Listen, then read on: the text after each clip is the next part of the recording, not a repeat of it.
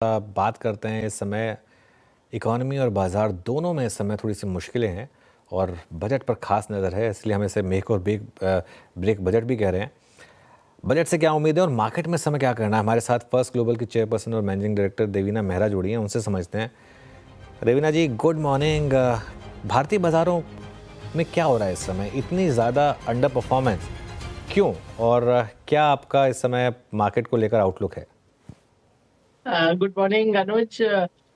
वैसे मतलब जो अंडर परफॉर्मेंस या फॉल की आप बात कर रहे हैं, इतना अप्रत्याशित चीज तो नहीं है। पिछले आप 18-19 साल में देखें तो लगभग हर साल 10% से ज्यादा का करेक्शन आया ही है। मेरे ख्याल खाली 3 या 4 साल ऐसे हैं जिसमें वो नहीं हुआ, और जिसमें एक 2023 भी था।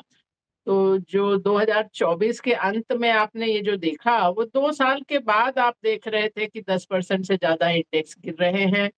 ये बात अलग है कि आप जो एवरेज स्टॉक को देखें, मीडियन स्टॉक को देखें, तो उनका फॉल ज़्यादा रहा। अभी तो मैंने एग्जैक्ट अभी तो नहीं देखा, 5-7 दिन पहले मैं देख रही थी कि इंडेक्स फॉल जहाँ 10-11% है, वहाँ जो एवरेज स्टॉक हर इंडेक्स के हैं वो कोई किसी में 25% गिरे हैं, किसी में 28%। उतना फॉल रहा है। इसीलिए शायद निवेशकों को जो दर्द महसूस हो रहा है वो इंडेक्स के फॉल में पूरी तरह से कैप्चर भी नहीं हो रहा है। जो एवरेज स्टॉक है वो ज़्यादा गिरा है इंडेक्स के फॉल से।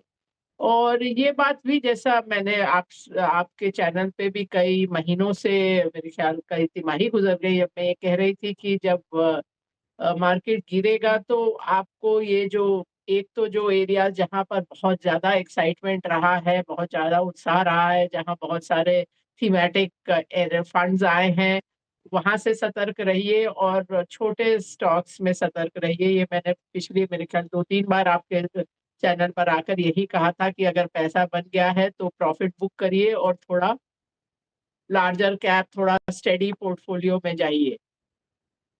क्योंकि ये मार्केट की नियति होती है कि जब वो गिरते हैं स्टॉक, जब दोबारा मार्केट चलती है तो वही स्टॉक नहीं चलते हैं। नहीं तो अब रिटेल का सवाल ये होगा कि चलिए ठीक है, जिन्होंने वार्निंग साइंस नहीं सुने, अब क्या करें? अब अगर पोर्टफोलियो 35-40% टूट चुका है, क्या करना चाहिए था? वो तो खैर अलग बात है, लेकिन अब क्या करें? और क्या कुछ साइंस हैं कि यहाँ से मार्केट थोड़ा रिकवरी दिखा सकता है, थोड़ा वापस कुछ पॉजिटिविटी ला सकता है?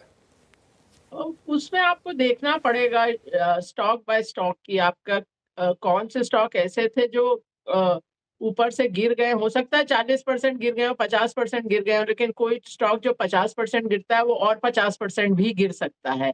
ऐसा कोई नियम नहीं है कि वहां से वो बाउंस ही करेगा। तो जहां पर आपको वजन नहीं नजर आता है, कंपनी के फंडामेंटल्स उस तरह के नहीं हैं, तो वहां से तो निकल जाइए। अब लॉस बुक करना है तो लॉस बुक करना पड़ेगा। जैसा कि मैंने कहा, अभी भी मेरा वही कहना रहेगा कि जो large cap main stream stock है वहां पर खतरा कम है।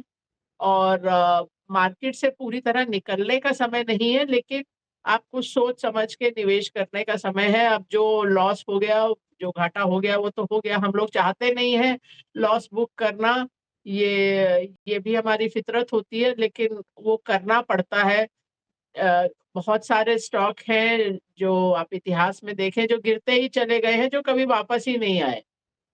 तो इसलिए कोई चीज़ ऊपर से 30% गिर गई है या 40% गिर गई है, इसका मतलब ये नहीं है कि अभी आप उसमें निवेशित रहें और फिर इंतज़ार करें, क्योंकि पैसा आपको उसी स्टॉक में वापस नहीं बनाने का मन रखना चाहिए। पैसा कहीं से भी आए, वो पैसे का रंग वही होता है। अच्छा मैम, नमस्कार। वीरेंद्र बोल रहा हूँ दिल्ली स्टूडियो से। आप हमेशा एफआईएस की टिप्पणी जब मैं आपसे पूछता हूँ तो आप उसको दरकिनार कर देती हैं हमेशा से। लेकिन एक आपसे व्यू चाहूँगा, मैक्रो फैक्टर्स कुछ जिस तरीके से ये टैरिफ वॉर के बढ़ने की आशंकाएं हैं, अब ये भारत की तरफ कब आएगा मेरे को नहीं मालूम, लेकिन कोलंबिया की तरफ फर्स्ट स्टेप में यूएस ने रिटेलिएट किया है। इसे रिटेलिएशन ही कहेंगे आई थिंक। ये और तीव्र हो जाए, इसके कितने चांसेस लग रहे हैं आपको, और शायद इसका इम्पैक्ट इंडिया पे भी पड़े, इसका फियर है आपको लगता है? इसमें एक बात तो ये है कि इतने ज्यादा जितना वो कह रहे हैं उस तरह के टैरिफ वो हर तरफ बढ़ा नहीं सकते, क्योंकि अगर वो करेंगे तो जो अमेरिका की इन्फ्लेशन या मुद्रास्फीति की दर बहुत बढ़ जाएगी। जैसा मैंने ये तो प्रेसिडेंट ट्रम्प के शपथ लेने से पहले कहा था, नवंबर में ही कहा था जब उनके जीतने की खबर आई थी, कि मैंने कहा जो कह रहे हैं जो 7% टैरिफ चाइना पे और मेक्सिको और कनाडा पे टैरिफ, अगर वो सब करेंगे तो इन्फ्लेशन बहुत बढ़ जाएगा, तो ऐसा करने का चांस बहुत ही कम है। और थोड़ा बहुत वो डराते धमकाते रहेंगे पूरी दुनिया को, ये बात तो स्पष्ट है। और जहाँ तक भारत का सवाल है, भारत कोई बहुत ज़्यादा अमेरिका को निर्यात नहीं करता है, तो आप जो अगर बोलें कि पॉलिसी साइड से कौन-सा सेक्टर थोड़ा वल्नरेबल है, तो आईटी सर्विसेज़ ही है, बाकी तो कोई हम लोग गुड्स तो इतने करते ही नहीं है निर्यात अमेरिका को कि हम लोग को उसका बहुत खतरा हो।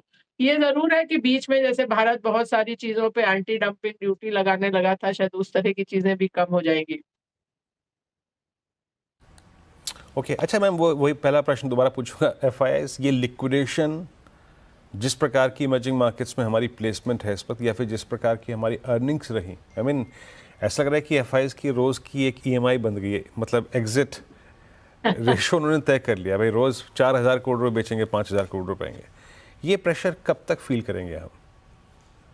जैसे कि मैंने पहले भी कहा है कि वो चीज़ का बहुत कोरिलेशन नहीं रहा है बाज़ार से। वो ज़रूर है कि कई बार होता है दोनों चीज़ें एक साथ हुई, लेकिन ऐसा भी समय होता है जब दोनों चीज़ें साथ में नहीं भी होती हैं। तो आप डेटा देखें तो वो बहुत कोरिलेशन नहीं है। अब वो बहुत हद तक पूरे विश्व में क्या होता है उस पर डिपेंड करता है। अभी ये ज़रूर है कि इंडिया पे इमर्जिंग मार्केट के अंदर भी एफआईआईज़ ज़्यादा अंडरवेट है। तो वो स्थिति तो है। अभी एशिया में अभी भी जो कंसंट्रेशन है वो जापान जैसी मार्केट्स पे ज़्यादा है और भारत पे शायद कम है। बट उसपे बहुत ज़्यादा उस चीज़ को देखने का, उस पर चिंता करने का बहुत फ़ायदा नहीं है। आपको देखना पड़ेगा हमारी कंपनीज़, हमारी अर्थव्यवस्था, हमारे यहाँ अर्निंग्स उसमें क्या हो रहा है। बिल्कुल। अच्छा, बजट से कुछ उम्मीद रखें या बिल्कुल बिल्कुल नॉन इवेंट मान के चलें इसको? मेरे हिसाब से तो नॉन इवेंट ही मान के चलिए। मैं वैसे भी बजट से पहले और बजट के दिन अधिकतर मीडिया में आती नहीं हूँ। अभी इस बार भी सबको ना ही बोला है बजट के दिन भी आने के लिए। तो मेरी जो उम्मीदें बजट से रहती हैं वो शायद बाजार के बाकी लोगों से थोड़ा भिन्न रहती है। सबका कंसंट्रेशन रहता है पार्ट बी बजट का जिसमें टैक्सेस होते हैं। लेकिन मेरे हिसाब से जहाँ सरकार को काम करना चाहिए, जिसका शायद नतीजा 1 साल के अंदर नहीं आता, बहुत वर्ष लगते हैं। लेकिन आपको जो सरकार को करना चाहिए वो स्वास्थ्य, शिक्षा और रोज़गार, ये तीनों चीज़ों पर, क्योंकि उसी से अल्टीमेटली आपका जो आप थोड़ा लंबे समय के लिए देखें तो अर्थव्यवस्था उसी पर निर्भर है, कंज़म्पशन उसी पर निर्भर है। इसलिए कंपनीज़ के नतीजे भी कुछ हद तक उस पर ही निर्भर है। तो वो एरियाज़ हैं जहाँ अभी भी भारत बहुत पिछड़ा हुआ है और अगर आप स्वास्थ्य और शिक्षा पे काम नहीं करेंगे तो रोज़गार के लायक आपकी पीढ़ी ही तैयार नहीं होगी। बिल्कुल। तो देवीना जी, इस समय अगर किसी को फ्रेश पोर्टफोलियो बनाना हो तो सबसे ज़्यादा पैसा कहाँ डालें? आई नो आप मोर स्टॉक स्पेसिफिक अप्रोच रखती हैं, लेकिन कोई जी। पर्टिकुलर थीम जो आपको सबसे अच्छी लग रही हो? हाँ, मतलब पर्टिकुलर स्टॉक्स तो रखते हैं और उसके कारण थीम एक तरह से निकल के आती है। तो मैं आज की डेट पे देखूँ तो हमारे पोर्टफोलियो में सबसे ज़्यादा ओवरवेट जो है वो फार्मा है। फार्मा हेल्थ केयर, तो हेल्थ केयर में भी कुछ हम लोगों ने एग्ज़िट भी किया है, लेकिन फार्मा अभी भी बहुत ओवरवेट है। ऑटो थोड़ा बहुत ओवरवेट होगा, आईटी ओवरवेट है और उसके अलावा केमिकल्स में भी थोड़ा ओवरवेट हो गया है, पर वो स्टॉक स्पेसिफिक है बिकॉज़ केमिकल बहुत बड़ा सेक्टर है, जिसमें बहुत सारी छोटी कंपनीज़ हैं, बहुत बड़ी कंपनीज़ नहीं है। इसी के कारण इंडेक्स में वेट केमिकल्स का काफ़ी कम है, पर कंपनीज़ बहुत सारी हैं, तो उसमें कुछ कंपनीज़ उभर के आई हैं। एफएमसीजी में ज़रा-सा ओवरवेट है, तो लगभग ये हमारा होगा। इस बार इस रीबैलेंस में अभी भी हम लोग बहुत अंडरवेट हैं बैंक्स में, लेकिन थोड़ा बहुत बैंक में बढ़ाया है वेटेज। बैंक्स वेटेज बढ़ा है। अच्छा मैम, ये जो प्राइस डैमेज कैपिटल गुड्स में हुआ है, अब कैपिटल गुड्स पे मेरा प्रश्न लाजमी है कि बजट से पहले काफ़ी करूंगा भी, वित्त मंत्री क्या करती हैं रिगार्डिंग कैपेक्स एक्सपेंडिचर, बट यहाँ पे कुछ आप लोगों ने हंटिंग की है क्या कैपिटल गुड्स में? आई मीन जिस प्रकार का price damage L&T, Siemens, ABB और कमिंस में हुआ है उसके बाद? एक्चुअली इंटरेस्टिंग सवाल है, क्योंकि कैपिटल गुड्स इंडस्ट्रियल मशीनरी जो सेक्टर था, वहाँ हम लोग ओवरवेट बहुत पहले से थे। अधिकतर फंड मैनेजर को ये थीम समझ में आई 2023 में। हम अक्टूबर 2021 से इसमें ओवरवेट थे। हमारे सिस्टम से दिखाया था कि ये सेक्टर अच्छा करेगा, और 3 साल तक हम लोग ओवरवेट थे। पिछली तिमाही में अक्टूबर में हम इसमें अंडरवेट हो गए 3 साल ओवरवेट होने के बाद। लेकिन इस बार जैसा कि आपने कहा कि वो प्राइस चेंजेस के बाद अब फिर से कुछ स्टॉक्स उसमें वापस आए हैं, तो थोड़े हम लोगों ने फिर ऐड किए हैं, थोड़ा बहुत अब स्लाइटली ओवरवेट हो गए हैं फिर से।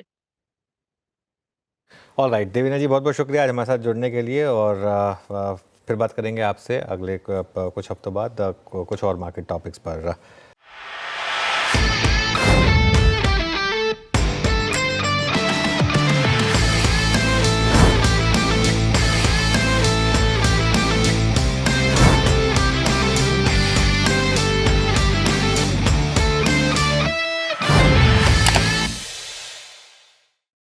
बता दें कि मनी कंट्रोल पर दिए गए विचार एक्सपर्ट्स के अपने निजी विचार होते हैं। वेबसाइट या मैनेजमेंट इसके लिए उत्तरदायी नहीं है। यूजर्स को मनी कंट्रोल की सलाह है कि कोई भी निवेश निर्णय लेने से पहले सर्टिफाइड एक्सपर्ट की सलाह लें।